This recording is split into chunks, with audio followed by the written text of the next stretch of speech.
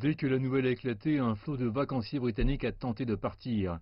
Les ports ont été aussitôt remplis de personnes réticentes, frustrées, déçues, qui ont pris la décision difficile de rentrer chez eux avant la date limite de samedi 4 h du matin, date à laquelle la quatorzaine sera de mise. Nous avons donc décidé de réserver un ferry, d'annuler nos vacances et de rentrer chez nous pour l'éviter, parce que ma femme travaille et je m'occupe de ma petite fille. Et je trouve ça très soudain. Je pense que ça pourrait être un peu plus progressif, peut-être un peu plus d'avis. Est-ce vraiment la peine? Est-ce que cela va vraiment prévenir la propagation de ce qu'on appelle la maladie? Je ne pense pas personnellement, ça va juste causer beaucoup de perturbations.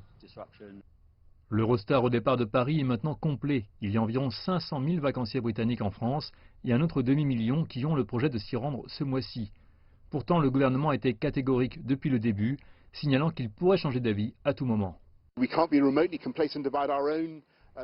Nous ne pouvons pas être complaisants à propos de notre propre situation, mais tout le monde comprend que dans une pandémie comme celle-ci, il faut s'assurer que l'on ne permet pas à notre population d'être réinfectée ou que la maladie revienne de l'étranger. C'est pourquoi les mesures de quarantaine sont très importantes.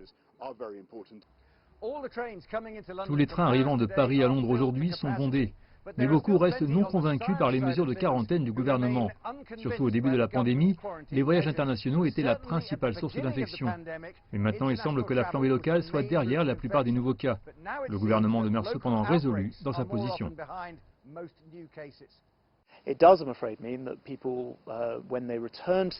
Je crains que les gens qui retournent au Royaume-Uni après 4 h du matin samedi auront besoin de se mettre en quarantaine pendant 14 jours et c'est une exigence par la loi.